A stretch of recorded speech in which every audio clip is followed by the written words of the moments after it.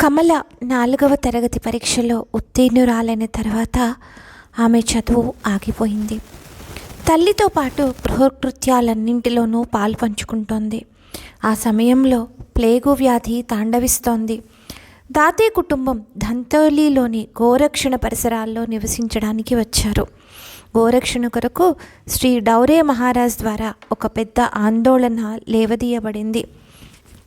కబేళాలకు ఆవులను వెళ్ళనివ్వరాదని అందుకొరకు వారు గొప్ప ప్రయత్నం చేస్తున్నారు. అంతేకాక ఈ ఆవుల భరణ పోషణ యొక్క వ్యవస్థ కూడా వారు చేసేవారు. ఆ కార్యక్రమం కొరకు సమాజం నుండి డబ్బు తీసుకునేవారు. దాయి కూడా ఈ కార్యక్రమంలో పాల్గొంటుండేది. డబ్బులు దండడానికి వెళ్ళినప్పుడు ఆమె కమలను తనతో తీసుకువెళ్ళేది. అనేక విధములైన ఆమె అనుభవాలను కమల చూస్తూ ఉండేది. ఏం మాట్లాడాలో, ఎలా మాట్లాడాలో, మంచి పని కొరకు అవమానాలను ఎంత శాంతచిత్తంతో సహించాలో ఇవన్నీ కమల గ్రహిస్తూ ఉండేది. మనసులోని విషయాలను మననం చేసుకుంటూ ఉండేది. పురుళ్ళు పోయటంలో దాయికి మంచి అనుభవం ఉంది. ఆమె ఆ విషయంలో జాతి వర్ణ భేదాలించేది కాదు. ఏ మహిళకైనా సరే ఆమె ఆతృతతో పరిగెత్తుకు వెళ్ళి పురుడు పోసేది. సమాజ సేవలో భేదాలను పాటించకూడదు అన్న సంస్కారం కమల మనసులో దృఢంగా నాటుకుంటోంది. దాయి మార్గదర్శనంలో రోగుల శుశ్రూష ఎలా చేయాలో కమల నేర్చుకుంది. ప్లేగ్ వ్యాధి ప్రకోపం వలన లెక్కలేనంతమంది చనిపోయారు. వారి అంత్యక్రియలకు జ్వరం దొరకడం కష్టమైపోయేది. అంటురోగం భయం వల్ల ప్రజలు ఏదో ఒక వంక చెప్పి రావడం మానేసేవారు. కానీ భాస్కర్రావు గారు ఎటువంటి అనుమానం పెట్టుకోకుండా మనసులో ఆ పనికి వెళ్తుండేవారు. అప్పుడప్పుడు అతనికి భోజనం చేయడానికి కూడా సమయం దొరికేది కాదు. అయినా అతను విసుక్కునేవారు కాదు. కమల మనస్సులో ఇవన్నీ గ్రహిస్తూ ఉండేది. ఆ రోజుల్లో పద్ధతిని అనుసరించి కమల కొరకు వరాన్వేషణ ప్రారంభమైంది. వివాహ విపణిలో స్వరూపం సౌందర్యంతో పాటు డబ్బు ప్రభావం కూడా బాగా ఉంది. అధికాధికంగా వరకట్నం పొందాలనే ఆశ సమాజంలో ఉంది. కన్యా వివాహం ఒక విధంగా కఠిన సమస్యగా భావింపబడేది. కమలకు విషయాలన్నీ అర్థమవుతున్నాయి. కుసుమ కోమల సౌందర్యం గల కమల వివాహ వరకట్నం కారణంగా వచ్చే ఇబ్బందుల వలన ఆమె తల్లిదండ్రులకు చింతాజనకం అవ్వడం కమల మనస్సుకు విపరీత దుఃఖం కలిగిస్తోంది. ఒకరోజు యశోదాబాయి రొట్టెలు చేస్తోంది. ఇంట్లో మరెవరూ లేరు. కమల తల్లి దగ్గరకు వెళ్ళి మెల్లగా అమ్మా అని పిలిచింది. యశోదాబాయి కమల వైపు చూసింది. కమల మనోభావం ముఖంలో కనిపిస్తోంది. ఏమిటమ్మా కమల? రొట్టెలు చేస్తూ ఆవిడ నోటితో స్తోత్రపాఠాలు కూడా వల్లవేస్తుంది. కొంచెం ఆగి కూతుర్ని అడిగింది. కమల జవాబేమీ ఇవ్వకపోవడంతో తల్లి తలెత్తి చూసింది. కమల మొహం చాలా గంభీరంగా ఉంది. ఏదో నిశ్చయం కూడా కనపడింది.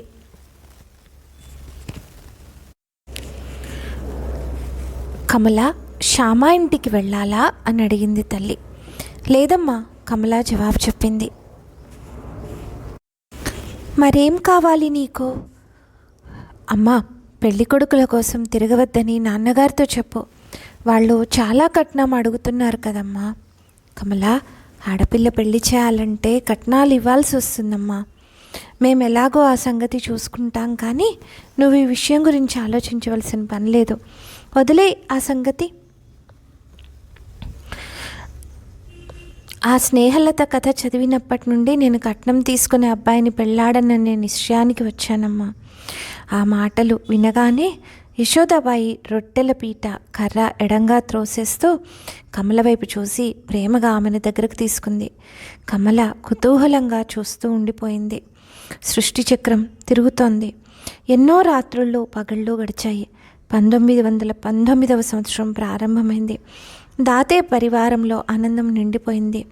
కమల వివాహం నిశ్చయమైంది. అది కూడా ఆమె షరతులపైనే. ఒక వంక తమ కూతురికి వివాహం జరుగుతుందన్న ఆనందం, వేరొక వంక తమ గుణవంతురాలైన కుమార్తె ఇంకా పరాయిదైపోతుంది, దూరమైపోతుంది అన్న బాధ. ఈ రకంగా ద్వివిధ భావాల ఉద్వేగం కలిగింది. కమల దాతే వర్ధాలోని సుప్రఖ్యాత కేల్కర్ కుటుంబంలోకి పురుషోత్తమరావుకి గృహలక్ష్మి అయి వచ్చింది. ఆమెకు లక్ష్మి వైభవదేవత పేరు పెట్టారు. మహారాష్ట్రలోని ఆచారం ప్రకారం ఆడపిల్ల పెళ్ళి అత్తారింటికి వెళ్ళాక అత్తవారు వేరే పేరు ఆమెకు పెడతారు. అందుకే కమల ఇకపై లక్ష్మి అయింది. లక్ష్మికి భార్య స్థానంతో పాటు మాతృస్థానం కూడా స్వీకరించవలసి వచ్చింది. పురుషోత్తమరావు యొక్క ప్రథమ కళత్రం యొక్క 2 అమ్మాయిలు శాంత, వత్సల. వీరిరువురికి ఆమె తల్లి అయింది. తమ తల్లి వియోగంతో వాడిన పుష్పాల వలె ఉన్న ఆ అమ్మాయిల మనస్సులు లక్ష్మి యొక్క సహజ స్నేహ జలసించితం వలన పునర్వికసించాయి. బాల్యంలో తన తమ్ముళ్ళు చెల్లెళ్ళ యొక్క సంరక్షణ కమలకు అలవాటైంది. ఆ స్నేహమయ ప్రవర్తనతో ఈ లక్ష్మి ఆ 2 పిల్లల మనస్సులను జయించింది. కొత్త కుటుంబంలో కలిసిపోయి మెలకువతో దీన్ని సాధించింది. కమల వయసు మాత్రం ఏపాటి కనుక కేవలం 14 సంవత్సరాలు. పుట్టినింట్లో నవ్వుతూ ఆడుతూ పరిగెత్తుతూ స్వేచ్ఛగా సంచరించడం కమల స్వభావం. కానీ కేల్కర్ పరివారం యొక్క వంశాచారాలు వేరు. ఆడవారి గొంతు గది దాటి బయటికి రాకూడదు. ఇంకా ఆడవారు బయటికి వెళ్ళడం అనే ప్రసక్తే లేదు. పురుషోత్తమరావు స్వభావం సరదాగా ఉండేది. ఉదారుడు కూడా. బిలియర్డ్స్ ఆట చాలా నేర్పుగా ఆడేవాడు. అతని ఈ స్వభావం కారణంగా అతని స్నేహితులందరూ అతన్ని సర్దార్ అనేవారు. కమలకు అంటే లక్ష్మికి కేసరి పత్రిక చదవడం, దేశ పరిస్థితులు, ఇంగ్లీష్ వారి జులుము, జబర్దస్తి వీటిపై చర్చించడం అలవాటు. ఇక్కడ చూస్తే ఒక వంక క్లబ్బులు, ఆటలు, రెండో వైపు వంశమర్యాదలు, ఈ రెండిటి ప్రభావం ఉంది. ఈ క్రొత్త వాతావరణంలో కమల ఇమడవలసి ఉంది. ఇక్కడ రీతి రివాజులు పాటిస్తూ కూడా ఆమె తన మనస్సులోని సంస్కారాగ్నిని చల్లారనీయలేదు. సమర్థులారైన గృహలక్ష్మిగా, ప్రియమైన మాతృమూర్తిగా తన భూమికలను సహజ సిద్ధంగా నిర్వహించాలనే తన సంకల్పాన్ని ఆమె నెరవేర్చింది.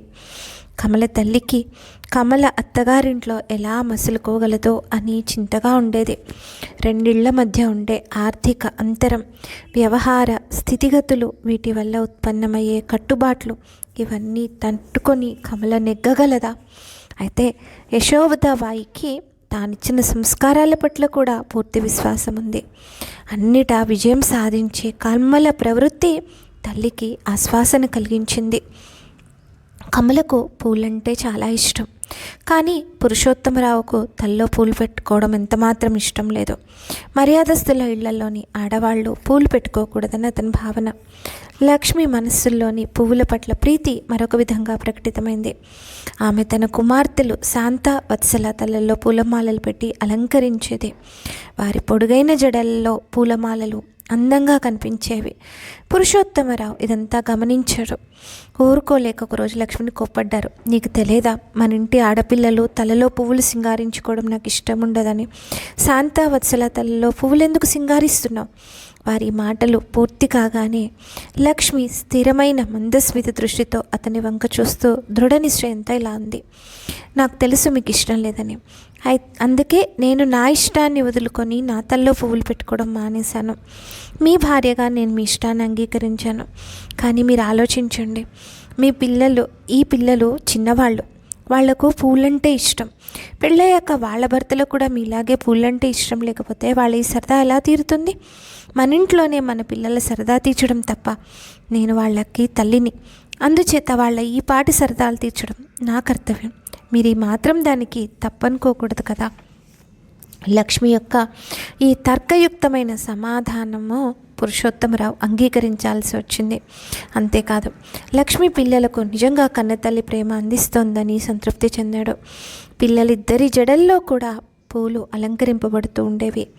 వహిని తమ తండ్రికి నచ్చజెప్పి తమ ముచ్చట తీరుస్తుంది అని వాళ్ళు సంబరపడ్డారు. లక్ష్మి మరిది ఆమెను వహిని, వదిన అని పిలిచేవాడు. అందుచేత శాంత, వత్సల ఇంకా ఆ తర్వాత ఆమె పిల్లలందరూ కూడా తల్లిని వహిని అనే పిలిచేవారు. రోజులు గడుస్తున్నాయి. 1920వ సంవత్సరంలో కేల్కర్ పరివారంలో ఆనందకరమైన రోజు వచ్చింది. రాఖీ కట్టడానికి, బాయిదూజ్ రోజున మంగళహారతి ఇవ్వడానికి శాంతావత్సలకు ఒక తమ్ముడు పుట్టాడు. పుత్ర జన్మోత్సవ దినం కేల్కర్ కుటుంబం జరుపుకుంది. బాల మనోహరుని రూపం నిజంగా మనోహరంగా ఉంది. మనోహరుని బాలలీలల్లో అందరూ మునిగిపోయారు. కేల్కర్ కుటుంబం చాలా పెద్దది. 3 అన్నదమ్ములు కలిసి ఉండేవారు. పెద్ద తోడికోడలు ఉమాబాయి మార్గదర్శకురాలు. భూమి, వ్యవసాయం ఉండేవి. తరచుగా వ్యవసాయ భూములున్న పల్లెటూరు నుండి నౌకర్లు ఇతరులు వస్తూ ఉండడం అక్కడ ఉండేది. బంధువులు కూడా ఎక్కువే. బారిస్టర్ అభ్యంకర్ వంటి వారు కూడా నిత్యం వచ్చిపోతూ ఉండేవారు. ఇటువంటి సామాజిక కార్యకర్తలు వచ్చినప్పుడు తన పని తాను చేసుకుంటూ లక్ష్మి వీరి చర్చలు వింటూ ఉండేది. మారుతున్న దేశ పరిస్థితులను అర్థం చేసుకోవడానికి ప్రయత్నిస్తుండేది.